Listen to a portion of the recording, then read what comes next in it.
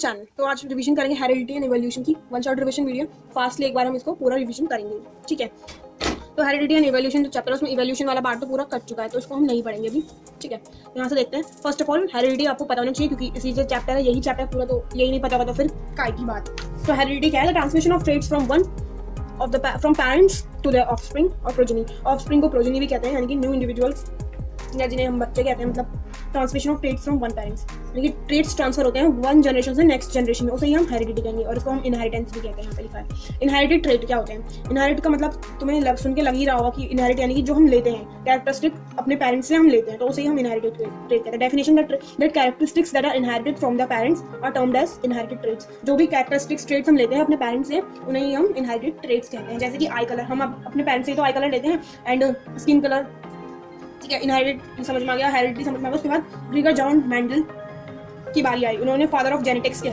ये चैप्टर पूरा ये जो चैप्टर बनाया है तुम्हारा वो इन्हीं की वजह से बना है, ग्रीगर जॉन मेंडल। इन्होंने बहुत एक्सपेरिमेंट किए, और किस पे एक्सपेरिमेंट किए? पाइसम सैटिवम, जो कि ग्राउंड पी, मटर के पौधों पे इन्होंने एक्सपेरिमेंट किया। अब तुम सोचोगे ऐसे क्यों मटर के पौधे पे, क्यों मैंगो पे कर लेते, बनाना, लीची, पाइनएप्पल, इन सब में क्यों नहीं किया?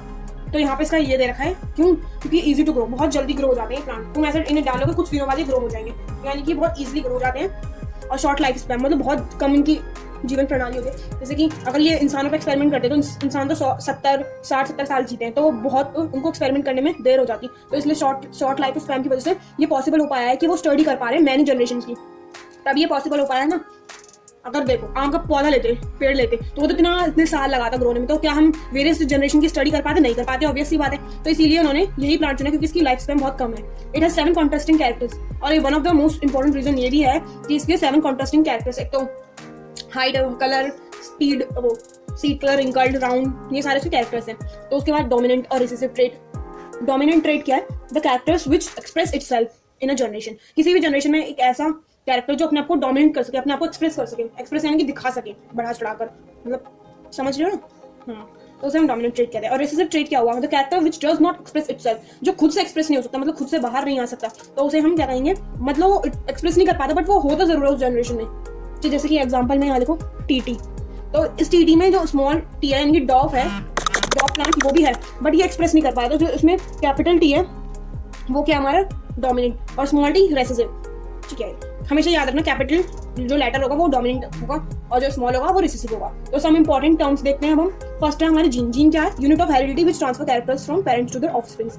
हेरिडिटी की यूनिट है जो कि कैरेक्टर ट्रांसफर करती है one generation to their progeny.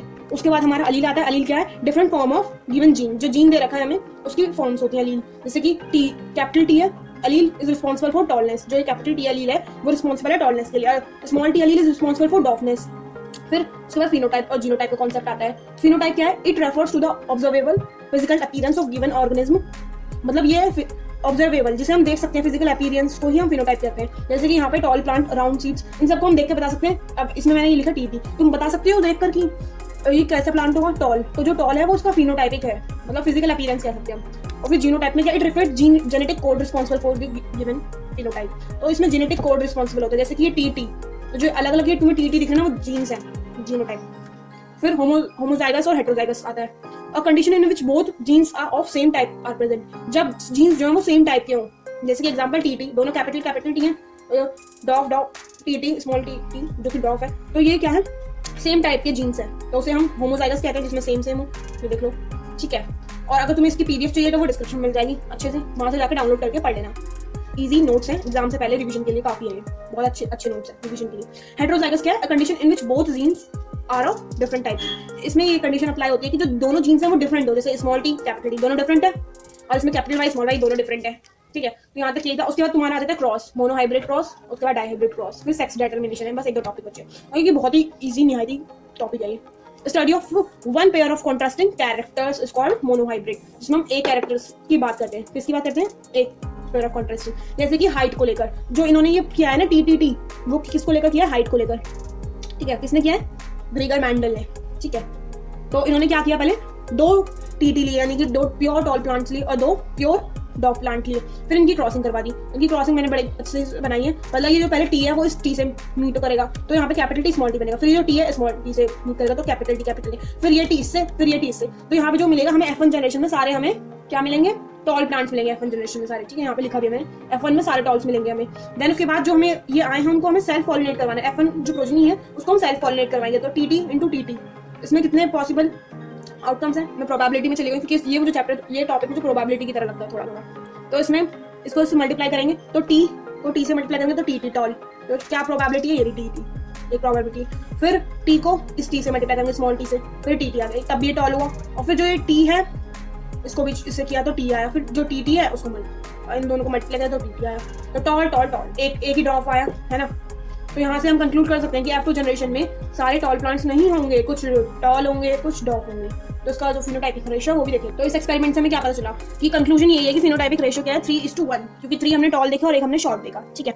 फिर जीनोटाइपिक रेशियो क्या है इसका 1:2:1, जो देखो TT तुम्हें दिख रहे हैं वो 1 है, और एक कैपिटल स्मॉल t भी 1 है, जो कैपिटल T और स्मॉल t है वो 2 है, ठीक है। तो इसीलिए इसका जीनोटाइपिक रेशियो ये है और फिनोटाइपिक रेशियो ये है। उसके बाद हमारा आता है प्यारा डाइहाइब्रिड क्रॉस, ये तो और भी ज्यादा आसान है, मस्त टॉपिक है एकदम। तो क्या है इसमें, cross between two plants having two pairs of contrasting characters. इसमें उसमें हमने मोनोहाइब्रिड में एक कॉन्ट्रास्टिंग कैरेक्टरिस्टिक लिया था, इसमें हम 2 कॉन्ट्रास्टिंग कैरेक्टर्स लेंगे, ठीक है।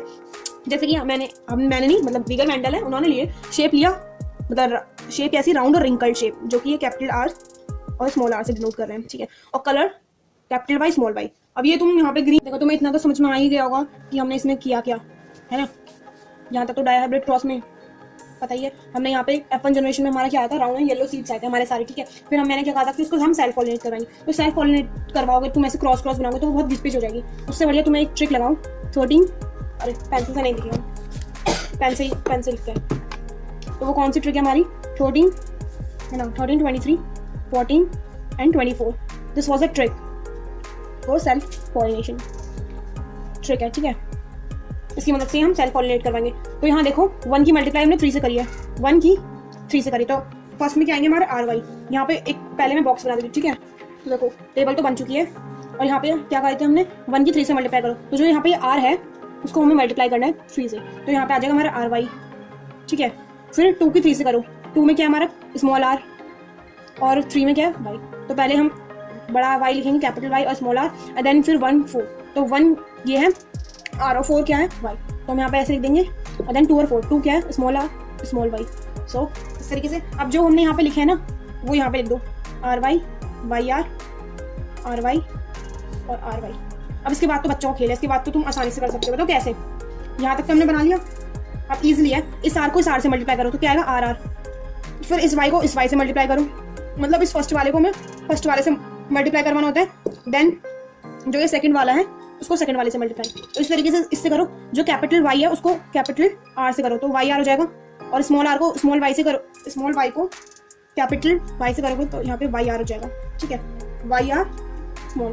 तो यहाँ पे है कैपिटल R, और कैपिटल R को कैपिटल R से करोगे तो कैपिटल RR हो जाएगा, और फिर कैपिटल Y स्मॉल y, फिर छोटे r को बड़े R से मल्टीप्लाई करोगे तो बड़ा R छोटा r, एंड देन यहाँ पे आएगा कैपिटल Y, यहाँ पे स्मॉल y। इसी तरीके से हमें इस तीनों को भी फिल कर देना है। तो 3 कर ली मैंने, फिर फोर्थ में r कैपिटल R को स्मॉल r से, फिर y को इस कैपिटल Y को स्मॉल y से मल्टीप्लाई करा दो, फिर कैपिटल Y को स्मॉल r से, फिर स्मॉल r को स्मॉल y से करवा दो, फिर कैपिटल R स्मॉल r, तो RR, फिर y दोनों स्मॉल y है, इसमें स्मॉल r आ जाएगा y। इसमें तुम्हें दिख रहा होगा ये सबसे अलग है। इसमें जो मैंने बताया था कि जो स्मॉल r है वो क्या कर रहा है, सिम्बलाइज रिंकल्ड, तो ये और स्मॉल y ग्रीन, तो सिर्फ एक ही ऐसा प्लांट होगा जो रिंकल्ड और ग्रीन होगा, ठीक है ना। बाकी तो सब 3। देखो तुम्हें समझाने के लिए कितनी बढ़िया तरीके से कलर किया मैंने। तो हमने यहाँ पे बना दिए। अब तुमसे वो रेशो तो जरूर पूछेगा, ठीक है, फिनोटाइपिक रेशो। जीनोटाइपिक रेशो वैसे 10th में आती नहीं है, फिनोटाइपिक ही आएगी, तो उसको देख लो अच्छे से। फिनोटाइपिक रेशो क्या होती है, 9:3:3:1, यानी कि 9 जो होंगे राउंड येलो होंगे, एंड जो 3 होंगे वो येलो रिंकल्ड होंगे, 3 राउंड ग्रीन होंगे, एंड 1 ग्रीन रिंकल्ड। ये पूरा एक है, और जो कि मैंने ग्रीन कलर से शो कर रखा है, और राउंड येलो ऑरेंज कलर से शो हो रहा है, और पिंक कलर येलो रिंकल्ड से, and purple colour round green से। और इसमें देख लो जो राउंड येलो है, यहाँ पे देख सकते हो कि जो डोमिनेंट ट्रेट कौन सा है, वाई, यानी कि डोमिनेंट येलो है, यहाँ पे भी डोमिनेंट येलो कर रहा है। तो और कैपिटल आर भी है इसमें, ये दोनों ही डोमिनेंट है। तो जब दोनों ही डोमिनेंट है तभी वो राउंड येलो बन पाए, ठीक है। तो यहाँ पे देख सकते हो 9, 4, 5, 6, 7, 8, 9 टाइम्स ये राउंड येलो बना रहा है। एंड येलो रिंकल्ड, येलो में कैपिटल आर डोमिनेट करेगा, और जो दोनों ही जीन्स जो होंगे वो स्मॉल आर होंगे। अगर इसमें से कैपिटल आर आ गया इसके साइड में तो वो डोमिनेट कर जाएगा ना। तो यहाँ पे देखो ये पिंक कलर के कैपिटल वाई कैपिटल वाई और स्मॉल आर, यहाँ पे स्मॉल दोनों ही स्मॉल आ रहे हैं, यहाँ पे भी दोनों ही स्मॉल आ रहे हैं, तो हम कह सकते हैं कि ये रिंकल्ड है। और फिर इसमें राउंड ग्रीन में डोमिनेंट तो कैपिटल आर होगा और दोनों ही वाई होंगे, तो दोनों वाई वाई यहाँ पे दोनों वाई वाई, तो इसका भी 3 बन रहा है, राउंड ग्रीन 3। ग्रीन रिंकल्ड सिर्फ एक ही है जिसमें कि दोनों ही स्मॉल आ रहे हैं, दोनों ही स्मॉल वाई है, यानी कि ग्रीन और रिंकल्ड। आई होप तुम्हें डायहाइब्रिड क्रॉस अच्छे से समझ में आया होगा, ठीक है। अब इसके आगे बढ़ते हैं, तुम्हें ये समझ में आ गया होगा, और 9:3:1 ये इसकी रेशो भी है, ओके। तो अब उसके बाद चलते हैं सेक्स डिटर्मिनेशन। उसके बाद हमारा सेक्स डिटर्मिनेशन, इसमें क्या determination of a gender of offspring is known as sex determination. Sex determination हम किसे कहते हैं, मतलब जो ऑफस्प्रिंग का जेंडर है वो कैसा किस टाइप का हो, तो सही हम नहीं कहते हैं, ठीक है। तो डिटर्मिनेशन पता चल गया। उसके बाद इन्वायरमेंटल, इसके 3 फैक्टर्स होते हैं, इन्वायरमेंटल, जेनेटिक एंड इन्वायरमेंट 2 है, सॉरी एक ही ना 2 ही। तो इन्वायरमेंटल में क्या, in some animals the temperature at which the fertilised eggs were keep decides the gender. Example turtle, तो टर्टल है, इसका एग्जांपल दे रखा है। इसमें जो टेम्परेचर डिसाइड करता है कि वो एग मतलब एग तो फर्टिलाइज होंगे ही, ऑब्वियस सी बात है, जब जाइगोट फॉर्म होगा तो, पर वो डिसाइड कौन करता है, वो टेम्परेचर डिसाइड करता है, ठीक है। अब तुम देख लो, टेम्परेचर भी जाइगोट फॉर्म होने में हेल्प कर रहा है। तो ये कुछ एनिमल्स में होता है, और जैसे कि हमारे अंदर क्या होता है, जेनेटिक, हम ह्यूमन बींग है, बताइए इसको। तो in some animals like human gender, हम भी एनिमल्स में ही आते हैं, ओके। तो human gender of individual determined by a pair of chromosomes called sex chromosomes. हमारे अंदर जो कौन डिसाइड करता है कि बेबी होगा, बेबी गर्ल या बेबी बॉय होगा, कौन डिसाइड करता है, क्रोमोसोम्स। जैसे टर्टल में डिसाइड करता है टेम्परेचर, ठीक है, पर हमारे अंदर ह्यूमन बॉडी के अंदर क्रोमोसोम्स डिसाइड करते हैं। तो क्रोमोसोम्स के 23 पेयर्स होते हैं क्रोमोसोम्स के, ऑल ह्यूमन बींग्स में 23 पेयर्स होते हैं, या 47 क्रोमोसोम्स कह लो। तो इसमें 22 पेयर्स ऑटोसोम्स होते हैं, हमारे ऑटोसोम्स, ठीक है। 1 पेयर सेक्स क्रोमोसोम्स, सेट क्यों लिख दिया, सेक्स क्रोमोसोम्स होते हैं, ठीक है। और उसके बाद ये जो तुम्हें आ सकता है बनाने को, इसे तो तुम याद कर लेना बढ़िया तरीके से, विद ऐसे याद करना जैसे ये लिखा है मैंने। पहले फादर मदर XY, और इस मदर में तो XX क्रोमोसोम्स होते हैं, ठीक है, और XY पेरेंट्स हैं ये। फिर यहाँ इसका हमने X लिया, इसका Y, इसका Y, फिर फ्यूजन करवाया हमने, इस X को इस X से मिलाया, फिर इस X को इससे मिलाया, देन इस Y को इस X से, फिर इस वाले Y को इससे, ठीक है। XX फॉर्म हुआ XY क्या है, मेल, ठीक है। देन यहाँ पे देख सकते हो कि तुम यहाँ पे XX आ रहा है, दोनों ही XX जब आए तो वो फीमेल होता है, और XY मेल होता है। तो 50% तुम्हें यहाँ पे दिख रहा होगा, 2:2 का रेशो दिख रहा होगा, 2:2, यानी कि दोनों 50-50% है। मैंने यहाँ पे लिखा भी है, दोनों के चांसेस क्या है, 50% है। 50% probability of a female child और अ मेल चाइल्ड, यहाँ पे 50% प्रोबेबिलिटी है मेल चाइल्ड है, 50%, ठीक है। इसमें क्वेश्चन भी आ सकता है, तो तुम इसे यहाँ पे बना देना, मिल जाएंगे आराम से नंबर, ज़्यादा से ज़्यादा 2 नंबर आएगा, ले लेना 2 नंबर से बनाकर, बस लाइन ना भी लिखोगे कुछ तो भी तुम्हें मिल जाएगा इस डायग्राम से, ठीक है। चलो कैसी लगी रिवीजन, ऐसे हम और चैप्टर की रिवीजन करेंगे, ठीक है। अच्छी लगी तो कमेंट जरूर करना, अपने दोस्तों के साथ शेयर करना, ठीक है। अब मिलेंगे नेक्स्ट वीडियो में, टेक।